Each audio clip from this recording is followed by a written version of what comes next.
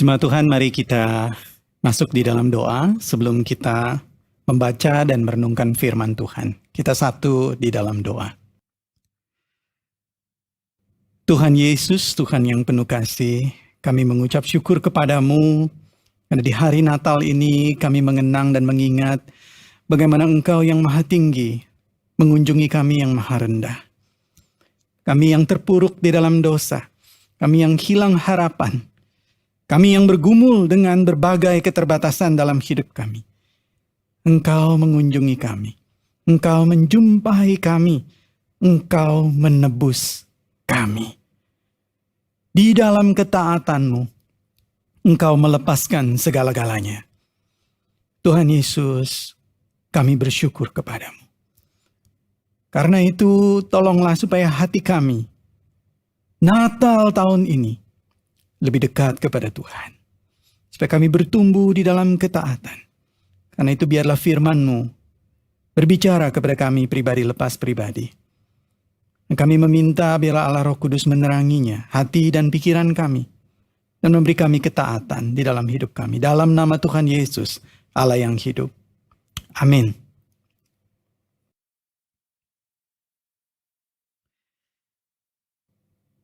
Jemaat Tuhan, tema kita pada minggu pagi hari ini adalah berbicara tentang Kristus ketaatan yang menebus.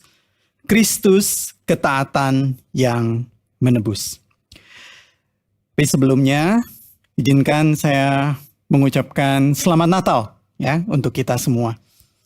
Saudara, sekalipun kita masih berada di dalam keterbatasan, mungkin kita merayakan di tengah-tengah berbagai keterbatasan, tapi kita bersyukur kepada Tuhan karena kita tetap bisa merayakannya dengan baik. Dan doa dan harapan kami adalah jemaat bisa merayakannya dengan kedamaian. Ya, Tuhan yang memberkati kita. Jemaat Tuhan, mari kita membuka Alkitab kita yang mendasari tema kita, yaitu ketaatan yang menebus. Kita akan belajar tentang Tuhan Yesus. Kita membuka dari Matius pasal yang pertama ayat 21. Matius pasal yang pertama ayat 21, dan nanti kita juga akan membaca satu bagian lagi. Ya, saya sudah berikan di layar, kita bisa membaca bersama-sama. Matius pasal yang pertama ayat yang ke-21, di sana dikatakan, ia akan melahirkan anak laki-laki dan engkau akan menamakan dia Yesus. Karena dialah yang akan menyelamatkan umatnya dari dosa mereka. Satu bagian lagi, yaitu dari Yohanes pasal 3 ayat 16. Saudara, ini adalah ayat yang umum sekali. Saya percaya Bapak Ibu Saudara pasti sudah hafal ya ayat ini. Karena itu mari kita membaca bersama-sama. Yohanes pasal 3 ayat 16. Karena begitu besar kasih Allah akan dunia ini, sehingga ia telah mengaruniakan anaknya yang tunggal. Supaya setiap orang yang percaya kepadanya tidak binasa, melainkan beroleh hidup yang kekal.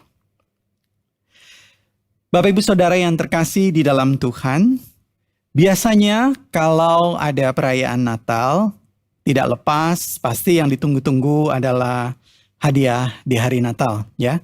Ada yang menghadiahi dirinya sendiri, ada juga yang memberikan kode-kode unik begitu ya kepada pasangannya. Ayo, ini udah waktunya memberi saya hadiah Natal, kira-kira begitu ya. Padahal sih yang ulang tahun Tuhan Yesus ya. Nah, tapi yang dapat kita begitu.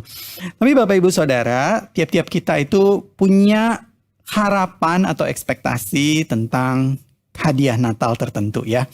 Beda-beda tentunya. Nah, tapi kalau boleh saya menduga begitu ya, di masa-masa sekarang ini tentu ada satu kado Natal atau hadiah Natal yang boleh dikatakan sama, yang dinanti-nantikan oleh semua manusia di seluruh dunia. Ada satu kado yang sama, begitu ya. Saya duga kado itu atau hadiah Natal itu adalah mungkin satu teknologi mutakhir ya.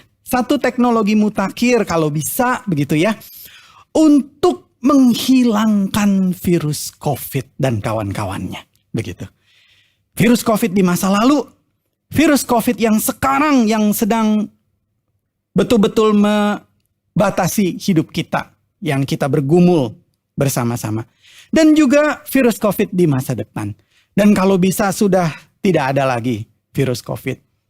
Bapak Ibu Saudara, andaikan ada teknologi yang mutakhir seperti itu, saya membayangkan seluruh umat manusia pasti menanti-nantikan itu ya saat ini. Bayangkan saja kalau misalnya ada, ya, kita sudah tidak perlu lagi yang namanya kuarantin berhari-hari, kita coret saja itu ya.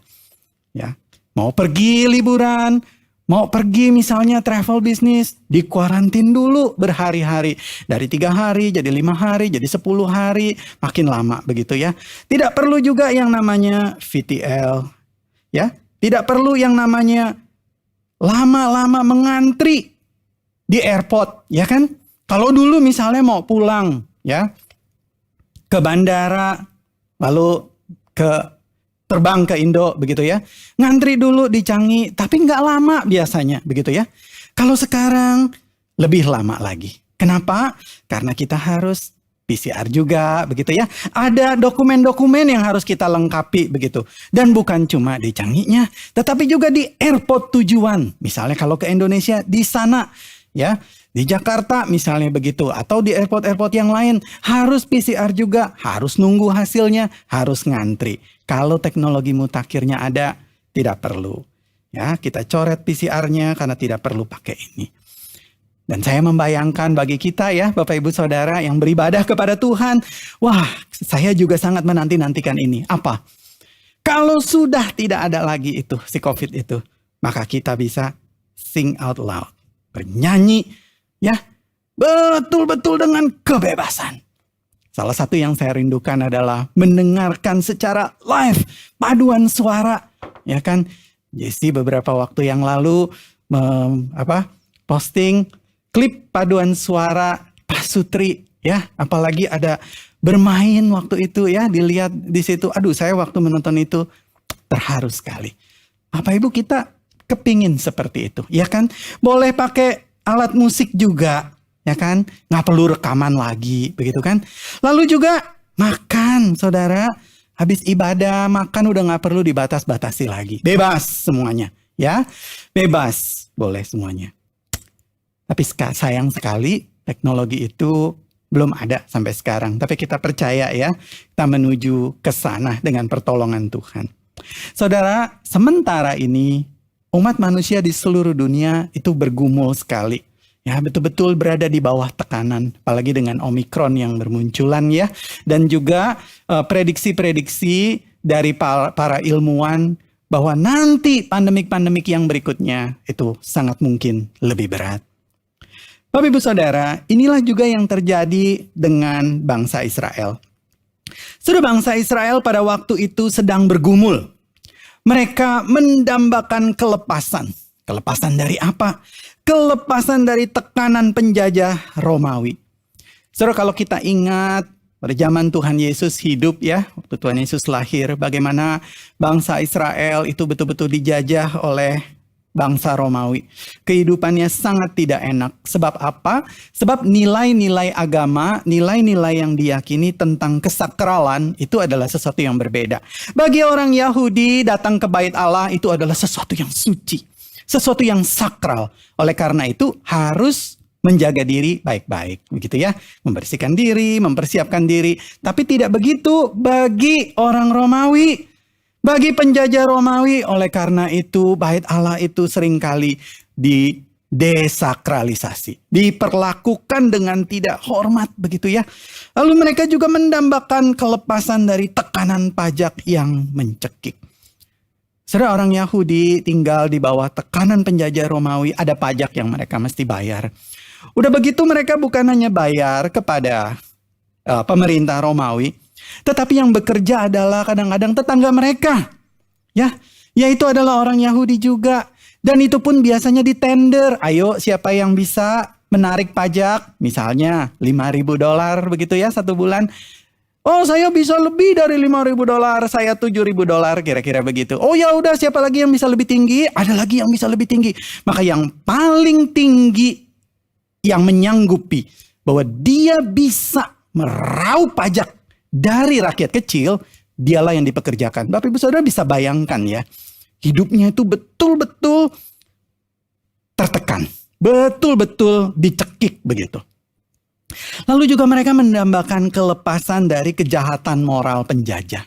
Saudara bisa bayangkan ya, kalau hidup di zaman penjajahan, itu tentara bisa semena-mena begitu. Nah, ada banyak dokumen sebetulnya yang menceritakan bagaimana serdadu Romawi itu yang badannya dan ototnya itu besar-besar ya. Itu mereka sering kali melakukan pelecehan seksual ya terhadap perempuan-perempuan Yahudi begitu. Dan itu betul-betul memalukan. Itu betul-betul memberikan air mata yang luar biasa bagi keluarga-keluarga yang tertindas. Jadi kalau mereka berdoa dan berseru kepada Tuhan, Tuhan lepaskanlah kami, saudara, sungguh itu bisa dimengerti. Tetapi seringkali kita sebagai manusia, kita itu fokus pada gejalanya saja. Kita fokus pada rasa sakit. Kita fokus pada ketidakadilan. Kita fokus pada penyelesaian penindasan. Tetapi Tuhan fokus pada penyelesaian akar masalah. Dan di mata Tuhan, ada dua jenis kejahatan di dalam dunia ini. Nah, kalau kita berbicara tentang evil begitu ya, biasanya itu dikategorikan ke dalam dua hal yang besar ini. Yang pertama itu adalah yang disebut sebagai namanya kejahatan alam, atau di sini disebut sebagai natural evil. Ya, misalnya bencana alam ya, sakit penyakit, bahkan COVID ya, COVID-19 yang kita gumulkan ini. Nah, itu disebutnya natural evil. Bukan berarti kejahatannya udah natural, bukan ya. Nah, tapi kejahatannya berkaitan dengan alam. Nah, yang kedua adalah kejahatan yang dikaitkan dengan moral, yang disebut sebagai moral evil. Misalnya pembunuhan, ya, pemerkosaan, bullying, rasisme, dan lain sebagainya. Bapak Ibu Saudara, kita bisa lihat bahwa kejahatan alam atau natural itu biasanya muncul karena kejahatan moral, gitu ya, keserakahan dan lain sebagainya. Dan di sini kita bisa melihat bahwa di mata Allah semua kejahatan atau semua evil itu dikatakan berakar dari satu titik yang sama atau berasal dari akar yang sama yang disebut sebagai dosa. Roma pasal 3 ayat 23 mengatakan apa? Sebab semua orang telah berbuat dosa dan telah kehilangan kemuliaan Allah. Saudara, kalau misalnya masalah umat manusia itu adalah pendidikan, ya, saya membayangkan Tuhan akan mengirimkan guru untuk memberikan cahaya, ya, pengertian. Kalau masalah utama, akar masalah dari umat manusia itu adalah kemiskinan, ya kan? Maka Tuhan akan mengirimkan ahli ekonomi, ya. Bagaimana bisa mengatur keuangan dan lain sebagainya supaya tidak jatuh miskin, begitu. Kalau misalnya akar dari masalah umat manusia itu adalah penyakit, maka saya percaya Tuhan akan mengirim dokter. Ini yang dibutuhkan oleh umat manusia. Tetapi Tuhan melihat bahwa akar masalah dari manusia adalah dosa. Dosa dan dosa. Setelah itulah sebabnya Tuhan tidak mengirimkan guru, Dia tidak mengirimkan ahli ekonomi, Dia tidak mengirimkan dokter. Tetapi yang Dia kirimkan siapa? Dia mengirimkan anaknya sendiri. Itulah sebabnya Yohanes pasal 3 ayat 16 mengatakan, karena begitu besar kasih Allah akan dunia ini, sehingga Ia telah mengaruniakan anaknya yang tunggal, supaya setiap orang yang percaya kepadanya tidak binasa, melainkan beroleh hidup yang kekal. Bapak Ibu Saudara yang terkasih di dalam Tuhan, di dalam ketaatan, Yesus Kristus, dia adalah pencipta alam semesta. Maka dia turun ke dalam dunia menjadi manusia. Dia adalah firman Allah. Tadi di dalam narasi kita membaca ya, bahwa dia adalah firman Allah yang menjelma di dalam daging. Dikatakan dia juga yang tidak terbatas. Tapi dia menjadi terbatas karena kita. Dan dia adalah Allah yang maha mulia. Dia rela lahir di kandang yang hina. Bapak Ibu Saudara yang terkasih di dalam Tuhan. Sementara banyak manusia berusaha naik setinggi-tingginya. Di dalam persaingan. Di dalam ambisi. Di dalam segala hal yang mereka bisa lakukan. Allah turun serendah-rendahnya. Di dalam ketaatan. Di dalam kehambaan. Dan di dalam kasih sayang yang sempurna. Bapak Ibu Saudara, bukankah ini sesuatu yang kontras? Sesuatu yang sebetulnya ironis di dalam kehidupan kita. Sementara orang berlomba-lomba untuk naik. Makin lama makin tinggi. Bukan hanya makin tinggi, tetapi juga meraup makin lama makin banyak yang bisa dimiliki. Yesus, Allah yang sejati itu. Dia bukan hanya turun, tapi dia melepaskan segala-galanya. Bapak Ibu Saudara yang terkasih di dalam Tuhan. Di dalam minggu-minggu Advent ini kita belajar tentang yang namanya obedience ya. Kita melihat bahwa Natal itu bukan cuma sekedar satu peristiwa sejarah. Yesus lahir di Bethlehem, ya kan? Banyak puji-pujian, banyak penampilan, ada ibadah dan lain sebagainya. Tidak, bukan. Bukan hanya itu. Ternyata di seputar kisah Natal itu ada tokoh-tokoh, ada pribadi-pribadi yang juga Tuhan pakai. Tetapi ada kesamaan dari semua pribadi itu, yaitu mereka semua taat kepada Tuhan. Kita belajar di minggu Advent yang pertama tentang bagaimana para malaikat itu mereka taat, ya. Mereka memberitakan. Para gembala juga taat, mereka menyaksikan. Begitu juga Papa Yusuf dan Mama Maria. Mereka taat menjadi orang tua yang menerima kasih karunia dari Tuhan. Sekalipun konsekuensinya berat dalam hidup mereka. Begitu juga para Majus. Orang-orang cendekiawan, orang-orang yang kaya, yang memiliki kuasa yang besar. Mereka taat. Saudara, di sini kita bisa melihat bahwa Natal itu adalah tentang ketaatan. Orang-orang yang taat yang Tuhan pakai. Dan puncak dari Natal itu adalah anak Allah sendiri. Yesus Kristus. Dia taat pada kehendak Bapa. Dia rela betul-betul merendahkan dirinya serendah-rendahnya. Dia melepaskan segala-galanya demi menyelamatkan umat yang dikasihinya. Bapak Ibu Saudara yang terkasih di dalam Tuhan. Inilah yang menjadi pesan dan jantung dari Natal. Natal bukanlah pesta pora, bukan. Natal bukan kerlap-kerlip di mana semua bisa melakukan segala sesuatu yang menyenangkan hatinya. Tidak. Natal adalah tentang merendahkan diri.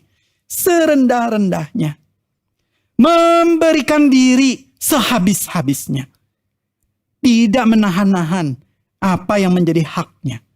Itulah yang Yesus lakukan. Bapak Ibu Saudara yang terkasih di dalam Tuhan, izinkan saya memberikan satu kesaksian nyata. Ya, satu kisah nyata. Satu kisah yang tidak biasa tentang satu keluarga yang bernama Delgados. Ya.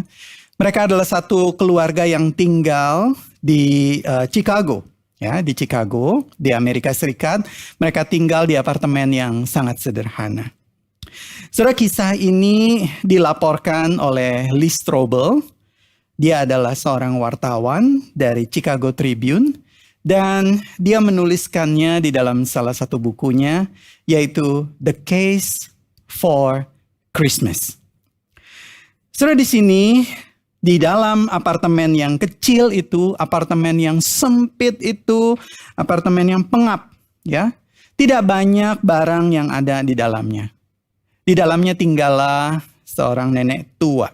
Ya, usianya sudah 60 tahun dan dia bernama Perfecta. Bagus sekali namanya ya, Perfecta.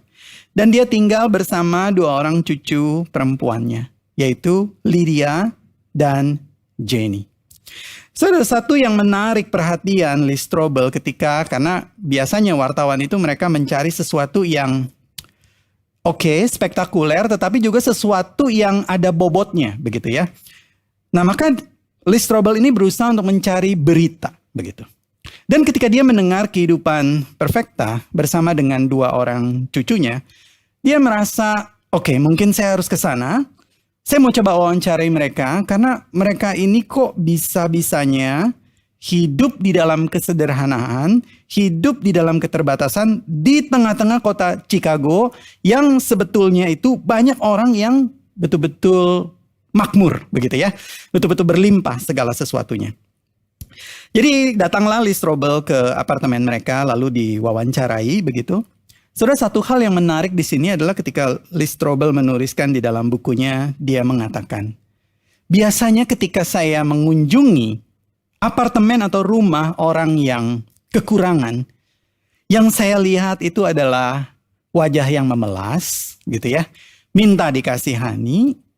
Tetapi ketika saya masuk ke dalam apartemen Perfecta, maka yang saya rasakan di situ adalah damai. Ada satu kedamaian di dalam apartemen yang sempit itu. Ada satu kedamaian di dalam kehidupan yang serba tidak punya itu. Saya tidak menemukan itu di tempat-tempat lain. Dan itu yang menarik perhatian Lee Strobel. Dan oleh karena itu dia melihat wajah Perfecta juga waktu dilihat tidak ada tanda-tanda putus asa. Tidak ada tanda-tanda mengasihani diri atau memelas, begitu ya. Minta dikirimi bingkisan, begitu. Tidak ada seperti itu. Yang ada adalah hati yang mengucap syukur kepada Tuhan. Maka setelah itu Lee Strobel mulai menuliskan laporannya. Dia menulis di Chicago Tribune itu. Dan dia melaporkan bagaimana Perfecta dengan kedua cucu ini hidup di dalam kesederhanaan. Dan memang ini timing yang tepat karena dia menulisnya waktu itu adalah menjelang Natal, ya. Jadi waktu dia tulis seperti itu, maka diterbitkan oleh Chicago Tribune. Saudara, apa yang terjadi? Waktu diterbitkan oleh Chicago Tribune, orang-orang di Chicago itu membaca. Wah, ini yang menulis adalah wartawan kawakan, begitu ya. Ada berita apa ini? Lalu mereka menulis. Maka Lee Strobel di situ menuliskan, damai Natal itu justru saya temukan di apartemen kecil itu. Tapi jikalau saudara terketuk pintu hatinya dan mau membantu. Nah, Lee Strobel menuliskan, Anda dapat mengirimkan bantuan ke alamat Perfecta. Lalu dimasukkan alamatnya, begitu ya. Dan juga diberikan nomor rekeningnya kalau mau membantu. Wah, saudara, apa yang terjadi? Orang banyak berduyun-duyun mengirimkan donasi bantuan ya. Ada yang mengirimkan perabot ya, lemari dan lain sebagainya. Peralatan memasak di dapur dan lain sebagainya. Ada yang mengirimkan pohon Natal dan juga kado-kadonya. Banyak. Jadi apartemen yang kecil itu yang tadinya kosong sekarang mulai lama-lama penuh. Begitu ya. Ada yang mengirimkan kardus-kardus makanan. Baju-baju dingin ya, terus selendang begitu kan, sarung tangan ya, scarf dan lain sebagainya. Bahkan ada yang mengirimkan uang ribuan dolar untuk mereka. Lalu setelah semua donasi itu terkumpul ya, diberikan, Lee Strobel berkata, wah, Perfecta tentu sekarang tidak perlu lagi ya hidup dalam kesusahan. Kenapa? Karena sudah banyak orang yang memberi banyak hadiah. Lalu Perfecta menjawab satu kalimat. Dia bilang, hadiah ini baik. Tapi bukan ini inti dari Natal. Dia katakan, inti dari Natal adalah besok Katanya begitu. Nah, karena waktu dia mengucapkan itu adalah malam Natal, tanggal 24. Dia bilang inti dari Natal adalah besok. Di mana Allah Bapa memberikan anaknya sendiri. Itulah hadiah terbesar bagi manusia. Tidak ada hadiah yang bisa menandingi hadiah itu. Wah, Lee Strobel tersentuh hatinya. Lalu dia berkata, ya puji Tuhan, tapi kan tetap hadiah-hadiah ini mengubah kehidupanmu. Hadiah ini juga berguna bagi cucu, ya, bagi Lydia, bagi Jenny tentunya, ya, bisa menjadi berkat bagi mereka. Maka Perfecta menjawab apa? Saudara, jawaban Perfecta ini yang membuat Lee Strobel sangat terkejut. Dia menjawab begini, our neighbors are still in need.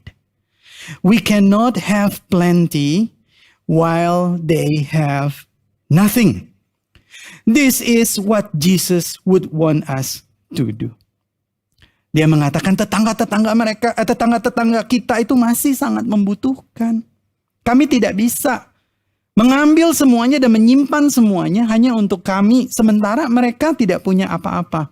Kami ingin berikan semuanya kepada mereka. Dibagikan. Bapak Ibu Saudara yang terkasih di dalam Tuhan, ini adalah sesuatu yang luar biasa yang menyentak Lee Strobel.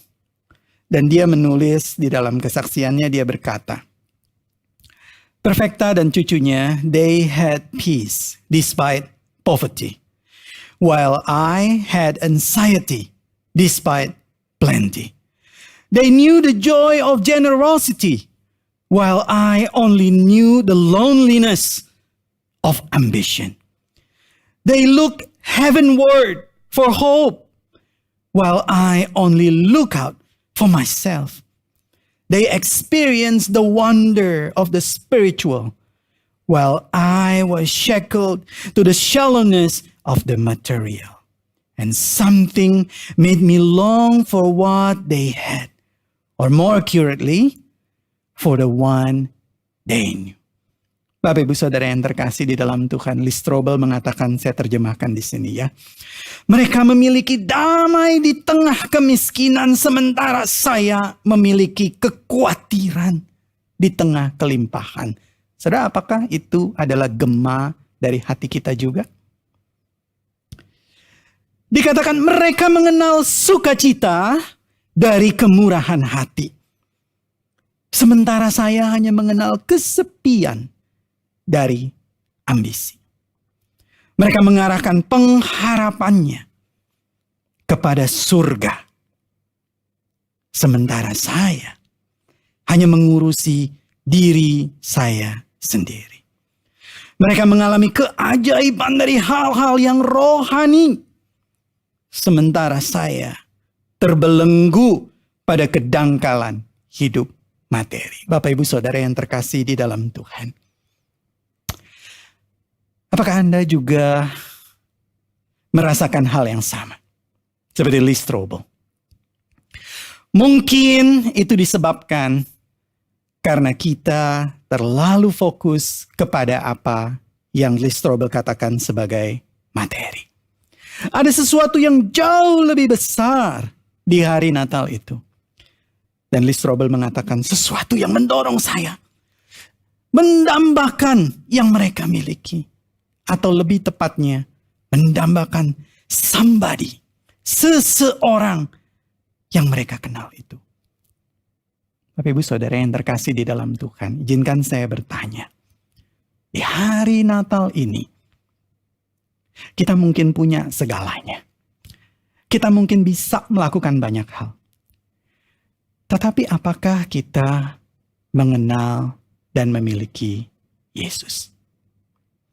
Apakah kita relung hati kita itu diisi oleh cahaya kehadiran Yesus, Sang Bayi itu, Allah yang maha tinggi, yang maha mulia, Raja alam semesta. Dia melepas segala-galanya demi dia lahir di hati Anda dan saya. Bapak Ibu Saudara yang terkasih di dalam Tuhan, izinkan saya menutup khotbah Natal ini dengan 2 pertanyaan untuk kita. Saudara, yang pertama adalah, dalam hal apa saya akan merendahkan diri pada Natal tahun ini. Saudara, kita itu sangat terlatih untuk compete. Tidak perlu dilatih lagi. Natur kita adalah survival. Kita harus berjuang.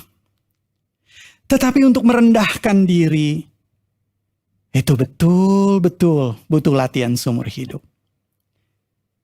Maukah Natal tahun ini kita jadikan ini sebagai hadiah buat Tuhan Yesus? Dalam hal apa saya akan merendahkan diri pada Natal tahun ini? Terus yang kedua, ketaatan apa yang ingin saya persembahkan kepada Kristus sebagai hadiah? Sudah saya memberikan 2 pertanyaan ini. Bapak Ibu Saudara, mahasiswa, pelaut, Maria Marta, keluarga muda, keluarga senior, kita semua. Mari kita jawab secara pribadi kepada Tuhan. Dengan apa adanya. Kita jawab di hadapan Tuhan. Saudara, saya mengajak kita, jika Anda beribadah bersama dengan keluarga, mari saling mendekat satu dengan yang lain. Jikalau saudara beribadah sendiri di kamar, tutuplah pintu, betul-betul ambillah waktu hening di hadapan Tuhan. Saudara, doa keluarga ini bisa dipimpin oleh ayah atau papa, atau bisa juga masing-masing anggota keluarga mendoakan satu pokok doa sebagai berikut. Yang pertama, berdoalah untuk kerukunan dan keharmonisan dalam keluarga. Saya mendorong dan mengundang papa atau ayah, rangkul keluarga Anda, bentangkan tangan, berkati mereka. Karena Tuhan memberkati keluarga melalui ayah. Jangan ragu untuk angkat tanganmu, letakkan di pundak anak atau di pundak istri. Jadilah imam untuk berdoa.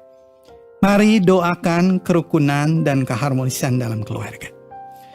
Yang kedua, doakan kesediaan untuk hidup taat dan hidup sehari-hari. Dan yang ketiga, berdoa untuk daya tahan di tengah kondisi yang tidak mudah, khususnya untuk anak-anak kita juga. Anak-anak kita yang masih kecil, yang remaja, atau anak-anak kita yang dewasa, baik yang di Singapura maupun yang di negara lain. Dan saling mendoakan untuk pergumulan, rencana, dan kerinduan masing-masing. Jemaat Tuhan, mari mendekat dan saling merangkul. Saya akan memimpin di dalam doa mewakili kita semua. Tapi Bapak Ibu Saudara di rumah, berdoalah sendiri juga. Mari kita masuk di dalam doa. Terpujilah Engkau Tuhan Allah yang Maha Tinggi, yang tiada henti-hentinya memberi kami teladan bagaimana caranya merendahkan diri. Sebab kami ini selalu lupa dan lupa lagi dan lupa lagi dan lupa lagi bahwa mengikut Engkau adalah melepaskan segala-galanya. Kami berpikir bahwa ketika kami mengikut Engkau, justru kami akan meraih segala-galanya. Meraup segala-galanya. Padahal Engkau sendiri melepaskan segala-galanya. Apalagi yang bisa kami banggakan di hadapan Tuhan. Karena itu kami berdoa untuk jemaat-Mu. Yang pada hari ini, di dalam mereka duduk merangkul satu dengan yang lain. Tuhan, karuniakanlah mereka hati yang saling merendahkan diri satu dengan yang lain. Mungkin ada keretakan di dalam rumah tangga. Mungkin ada gesekan membuat hubungan kami satu dengan yang lain tidak harmonis. Kami berdoa, damai Natal. Damai yang dikaruniakan dari Sang Bayi Kudus itu boleh mengisi hati kami. Sekali lagi, kami merangkul anggota keluarga kami. Tuhan, kami juga berdoa, Kau memberkati keluarga kami masing-masing. Dengan iman, dengan kesehatan, dengan daya tahan. dengan hal-hal yang Tuhan sudah siapkan, segala sesuatunya. Sehingga keluarga kami boleh bertumbuh di dalam Tuhan. Boleh menjadi keluarga yang bersaksi. Bukan keluarga yang menjadi batu sandungan. Bukan keluarga yang menggerutu terus-menerus menyalahkan Tuhan. Bukan keluarga yang lari dari panggilan Tuhan. Tapi keluarga yang merangkul panggilan Tuhan. Memberkati sesama kami. Tuhan, berkati keluarga kami. Kami juga mau berdoa untuk anak-anak kami. Anak-anak kami yang ada di sekolah minggu, anak-anak kami yang masih primary. Kami berdoa di dalam tahun-tahun pertama mereka. Berikan iman yang berakar kuat di dalam kehidupan mereka. Bagi anak-anak kami yang ada di remaja, di Korem, dan mungkin mereka juga berada di tengah-tengah pergumulan di dalam kehidupan. Relasi sosial mereka, berteman, peer pressure, mereka mempertanyakan iman mereka. Tuhan, kami berdoa Engkau menemui mereka di tengah-tengah pergumulan mereka. Sehingga perjalanan iman ini bukanlah perjalanan iman yang apa kata mama dan papa. Tetapi perjalanan iman ini adalah perjalanan iman yang mereka alami sendiri. Bertemu dengan Yesus di dalam hati mereka. Mereka tidak akan pernah sama lagi. Kami juga berdoa untuk para pemuda anak-anak kami yang sudah dewasa. Baik mereka yang bersama-sama dengan kami di Singapura ataupun mereka yang sedang berada di tempat lain. Dan karena satu dan lain hal tidak bisa berkumpul bersama di hari Natal ini. Kami berdoa tangan Tuhan terus menaungi mereka. Rahmat dan kasih sayang Tuhan beserta dengan mereka. Sehingga mereka dikelilingi oleh teman-teman yang takut akan Tuhan. Yang mengasihi Tuhan. Dan yang membawa mereka untuk melayani Tuhan. Terima kasih Bapa.